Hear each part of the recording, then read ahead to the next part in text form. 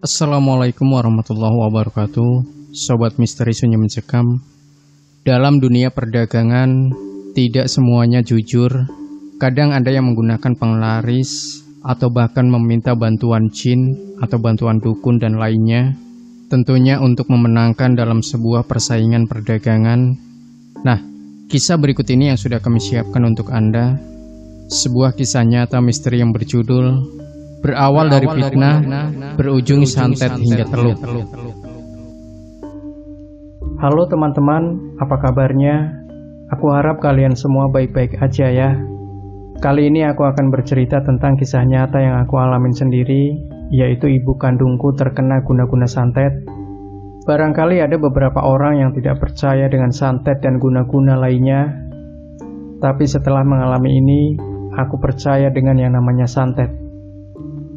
Santet itu sangat kejam, jahat, dan yang pasti dosanya itulah yang dosa banget. Oh ya, perkenalkan nama aku Adi Wijaya. Sekarang aku tinggal di kota Medan, Sumatera Utara. Umurku sekarang 22 tahun. Cerita ini berawal dari jualan mama aku. Jadi mama aku itu jualan pempek. Ya, tapi tidak seperti pempek Palembang asli ya. Kami racik sendiri, mulai dari kuah dan pempeknya sendiri. Mama aku sudah jualan di suatu tempat selama kurang lebih hampir 10 tahun lamanya. Pelanggan sudah banyak, bahkan mal-mal terkenal juga ambil makanannya dari usaha kami sih. Jadi singkat cerita, di depan tempat jualan mama ada orang yang jualan pempek juga. Ya, tapi beda, mereka memakai saus, sedangkan kami kuah. Jadi mereka menyewa jasa dukun untuk penglaris. Karena jualan mama sangat laku, sampai banyak orang yang antri, jadi si dukun tersebut menutupi jualan kami dengan jin yang dia punya. Karena keadaan aku yang kuliah, jadi aku sangat jarang ke tempat jualan mama. Aku bisa melihat mereka memang dari kecil, jadi ya aku sudah terbiasa dengan keadaan mereka dan juga wujud mereka. Suatu saat aku ke tempat jualan mama, aku melihat ada sosok seperti orang hutan yang seperti monyet, berwarna kuning emas, sedang memeluk stealing atau tempat jualan mama. Jadi karena aku penasaran, aku tanya aja sama jin monyet tersebut, "Kamu mau ngapain di sini?" "Aku cuma disuruh tutup jualan ini." "Emangnya mama aku salah apa? Sampai tempat jualannya ditutup tuanmu?" "Aku tidak tahu. Yang jelas aku disuruh tutup jualan ini oleh tuanku." Karena merasa ada yang janggal sewaktu mama pulang jualan, aku langsung memberitahu ada jin yang ganggu. Setelah itu ayahku langsung menelpon temannya yang memang sudah sangat mengerti dan paham tentang hal tersebut. Lalu esok harinya, teman ayah datang ke tempat jualan dan membersihkan tempat jualan mama. Karena dengan keadaan yang janggal seperti ini, aku pun jadi sering ke tempat jualan mama untuk jaga-jaga kalau masih ada jin kiriman yang mengganggu. Ternyata beberapa hari kemudian aku melihat dukun yang bolak-balik di depan jualan mama sambil menanam. Aku langsung bilang ke ayahku bahwasanya ada yang lewat dan menanam mereka di tempat jualan mama. Ayahku langsung menelpon temannya. Setelah itu si jin sudah tidak ada lagi. Hari demi hari terus berlalu seperti itu sampai dengan waktu 2 minggu. Ternyata dukun tersebut tujuan menutup jualan kami agar si orang yang jualan pempek di seberang laku. Tapi karena alhamdulillah atas bantuan Allah, jualan mamah baik-baik saja. Ulah si dukun belum berakhir sampai dengan di sini. Beliau bilang kepada si penjual bahwasanya kami yang menutup jualan mereka supaya tidak laku. Aku ya saat itu sangat kaget dong. Bukannya si dukun ya yang menutup jualan kami. Kok malah kami yang difitnah seperti ini ya? Kami mendapatkan informasi karena ada beberapa orang dekat mereka yang memberitahukan kepada kami. Akhirnya orang yang jualan di seberang murka. Dia bilang ke seluruh pedagang di jalan itu bahwasanya kami ini orang jahat yang menutup jualan dia karena takut kalah saing.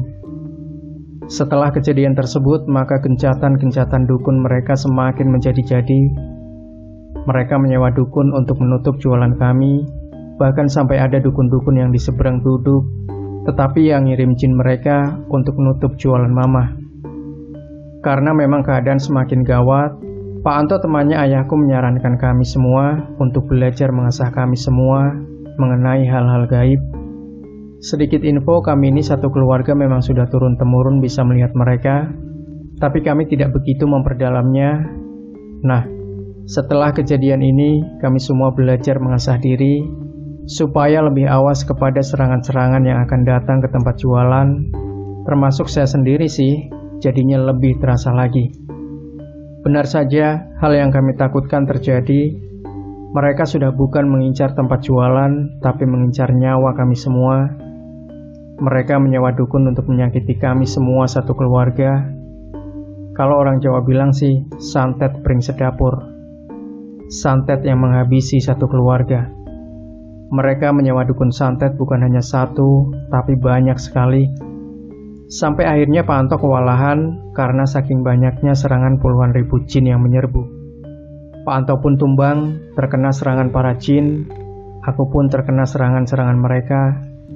Terutama mama sih, sampai susah berjalan, kepala sakit. Ya, semua tubuh sakit semua. Akhirnya aku pun bertemu dengan teman-teman SMK sekolahku dulu, dan aku menceritakan kepada mereka bahwa keluargaku menjadi incaran dan juga sudah sangat berbahaya. Teman-teman sekolahku ini orang yang mempunyai kelebihan tentang hal-hal gaib juga.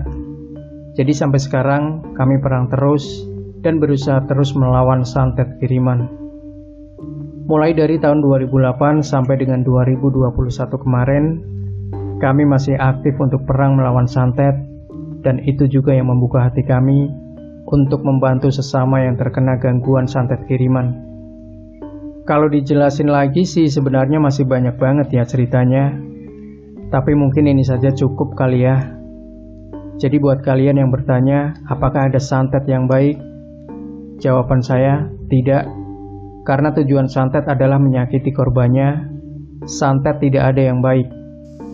Sobat Misteri Sunyi Mencekam, semoga kita bisa mengambil hikmah dari kisah ini. Jangan lupa tinggalkan komentar Anda, like, share video ini, subscribe channel Sunyi Mencekam. Kembali nantikan cerita misteri terbaru dari kami setiap harinya. Wassalamualaikum warahmatullahi wabarakatuh.